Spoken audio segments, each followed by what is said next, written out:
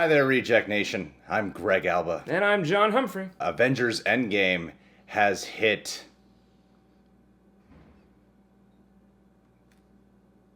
$0.2 billion. If you saw the movie, you'll know what I'm referencing. Before we get into that, I do want to say that this is going to be no spoilers in here. I wanted to say thank you to everyone who has checked out our non-spoiler review. We have an opening sketch there. Thank you for all the kind comments we've been getting, especially on all over social media too. And who also checked out our spoiler talk. But I wanted to make a special mention to a man named Soups. He has his own YouTube channel, Soups Channel. I recently did an hour-long spoiler discussion with him and the channel The Cosmic Wonder. He has about 370,000 followers. Huge comic book nerd. Both of these gentlemen are. Even though we did our own spoiler talk on this channel, the spoiler talk there was very different, and it covered a lot of ground we did not cover on this channel. At the beginning of our spoiler talk, I even said that I could talk about this movie for hours, and then hopping over to there, diving into different things, and even revisiting some things from a different angle. It was really cool, and I think you guys would really enjoy that talk. Go check it out. The link is in the description box. It's also as a pinned comment.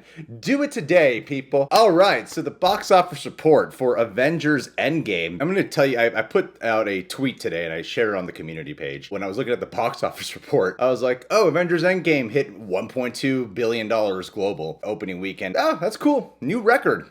Awesome. Yeah. And that wasn't a surprise. What took me for a huge surprise, you know, some people are going to play it cool and some people are going to be like, yeah, I don't want to see come. But no one predicted this. $350 million opening weekend. I did not even know we had enough theaters to match that, man. Well, I figured they would get the opening night record that they broke. But yeah, the entire weekend, and to get like the largest grossing Saturday, the largest grossing Sunday, to have all those individual days. I mean, you got to imagine that every theater is playing this across as many screens as they can, because it's also such a thick movie that it behooves them to put it in as many screens as possible. If any movie is going to get the benefit of the most amount of screens, it's probably this one, for sure. Avengers Infinity War, I believe, opened up to $257 million. This is almost $100 million more. I feel like the best analysts, they said the most it might do is $300 million. But I don't know, just like 350. I'm like, damn, no wonder when we saw this opening night on ArcLight, there was showtimes for no other movie. Yeah, I'm surprised there's other movies in the top 10 of the box office right now, because there were literally no showtimes for anything else at a theater that had like 20 screens available, you know? This is an awesome time to be living in, and I'm so happy for this film because, like I've said many times already, this is my favorite Marvel movie so far, my favorite MCU movie so far. I'm just so happy for everyone involved. I mean, it broke the Thursday preview, which is what Star Wars The Force Awakens held. Any record Infinity War held over the weekend. It's demolished that. Fastest movie to cross $1 billion in just a few days. I remember like when Captain Marvel came out, I was thinking that I think the benefit that they're doing with releasing Captain Marvel so close to Endgame is that they're hoping that'll actually increase the box office numbers for Captain Marvel. Oh yeah, well, and hyping up her importance to the Endgame overall and stuff like that, and their relation as movies. I think was smart. Waiting some time to feature her in the trailers, and the Captain Marvel, I mean, it's not doing Endgame numbers, but it crossed $1 billion. It's crossed $1 billion. Endgame's already crossed what Captain Marvel made, but Captain Marvel is number 2 at the box office. So we got 2 MCU films, number 1 and number 2. Like, am I surprised that it's killing the box office and shattering records? No. What took me for a loop was $350 million. I'm like, damn, how do you... I did not even fathom that you had enough theaters to really do that. That's the budget for one of these. For a 3-hour movie, too. Yeah. And a lot of those theaters have about 20 minutes of trailers. So that's why I was really shocked by that. And it makes me wonder, you know, without going into spoilers, you know, Spider-Man Far From Home is the next movie. And I know that after Avengers Assemble, the first one that Joss Whedon made, Iron Man 3 was the first movie, and that movie crossed $1 billion, but that's also Iron Man riding the wave of Avengers Assemble. I know Ant-Man and the Wasp was the first movie after Infinity War that did not do as well as Marvel probably had hoped. At the same time, though, they've already established well before Endgame came out that Spider-Man Far From Home is taking place after Endgame, and it's supposed to actually be the final part of this phase. If I'm incorrect about that, you can correct me, but I believe that's what Marvel themselves have said. Kevin Feige said, I feel like with everything of, you know, why they say don't spoil the Endgame, because there's so much to spoil, and then with Spider-Man coming back, I'm thinking like, could this be the first Spider-Man movie to cross $1 billion after everything that Endgame has set up themselves. I wonder. I mean, I think Spider-Man will certainly do well because people are really hyped to see Mysterio and stuff like that, and I'm sure people are really psyched to have Spider-Man back and all that. I definitely think the enthusiasm will carry. I expect it to do better than like an Ant-Man and the Wasp per se, because I think there's just a stronger association with the Spider-Man films, perhaps. But yeah, I'm curious, definitely, because of the way people have theorized the way that Far From Home maybe ties into either Infinity War or Endgame. Where is this trip taking place? Is this part of one of these timelines? Like, I think that will definitely accelerate some of its earnings, but I don't think it'll do these numbers. Yeah. At all. I mean, it won't do these numbers, but it might be cool to get the first Spider-Man movie to finally, because I think Spider-Man Homecoming made about 880 million worldwide, but that would be pretty cool for the first, I think with all this hype, I mean, it's just, all that talk about, like, you know, comic book fatigue is nowhere to be seen right now, you know?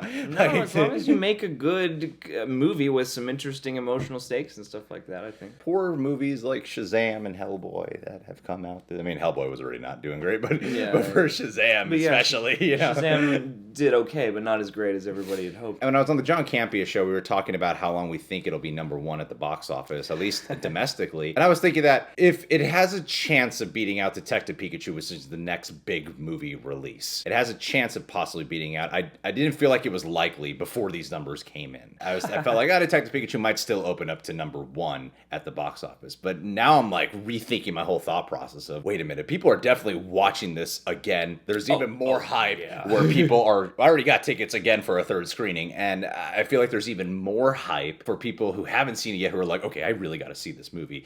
And I feel like that's just going to keep on going for such a long time. Now I'm thinking it probably will beat Detective Pikachu, I mean, even if it's like by a small margin, because I know there tends to be a big box office drop second weekend. Even if this dropped like 65%, that's still a lot of money. You know? I mean, I guess just me, I would expect Endgame to hold on very strongly, or at least edge out Detective Pikachu, because Detective Pikachu is a more family-friendly movie, so you'll get more people at a time going to see it. This is just such a huge event that people who aren't even invested in all of the films are probably going to be checking out. Then you'll have people for whom this is their Dark Knight, where they're going to see it 7 or 8 times. I feel like Endgame is going to hold on a nice long while, even in the face of some of these pretty big other tentpole movies coming out. And it'll be interesting to see. It's been since at least Infinity War that we've had a movie of such huge proportions out there, you know? Well, I think by the time it reaches Aladdin, it definitely won't be #1. No, Aladdin will change things.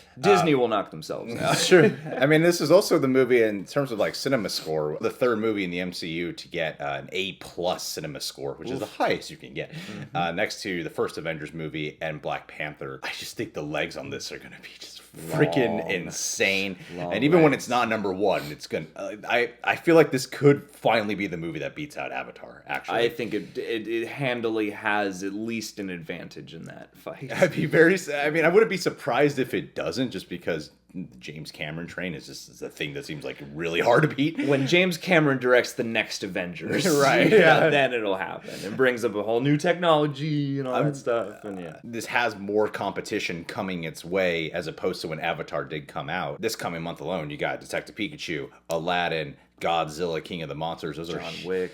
I mean, John Wick's not really up there with those movies. No, but it does have a good amount of hype, and it will take some with it. Yeah, I don't know. I'm excited about this news. I thought like maybe 280 to 290 million, but damn, this really took me for a loop. Yeah, going into, I had no idea what to expect. I just knew it was going to be big, and it was probably going to be a surprise. Yeah, you know, because this is just a special movie for a lot of reasons. All right, guys. Well, how long do you think it'll be #1 at the box office? Put it in the comments below. Before this video is done, I would like to give a special Patron of the Day shout out to a fairly new patron. His name is Pete Don. We had an opening in our slot for our top reward tier, and he took it right away. He took that slot. Because we're in the middle of a movie, you might see some boxes here behind John. We have to be out of here by Wednesday morning. He was very understanding and said that he wants to wait to hold off on his video request for May. So thanks for offering that, dude. This guy is from Ohio. Hey. I asked him what his passion is in, because John has a lot of family in Ohio. So I was like, you might meet John one day. I asked him what his passion was in. Meeting he had, John one day? He had a very, it's his biggest hope. He said, I'm 22, big into superhero stuff, video games, bowling. I want to be an author as well. And he's really into clubbing. That was the last one I did not see coming for some reason. Hey, whatever floats your boat, man. I rarely hear someone say superhero stuff, video games, bowling. I'm like, oh man, this is like all my things right there. And clubbing. Yeah. Getting out there with some big lapels, doing some dance moves, Getting and then down and dirty on the floor. Talking about comics while, you bump and grind. Pete, I'm happy to know you, man. I'm happy to have you part of our Patron page. I appreciate you being patient with us. Yeah, And man. I'm hoping that you stick around for a long time because you seem like a really friendly guy. And hopefully we can go take ecstasy together one day. Oh, good. Yeah. And even though you say you're completely sober, I'm going to ruin that for you, dude. We are going to get you to relapse as soon as possible. You guys can subscribe to the Reject Nation. Click that notification bell. Make sure to check out that collab with Soups and the Cosmic Wonder. It's a great video. Trust me on that. You'll have a good time.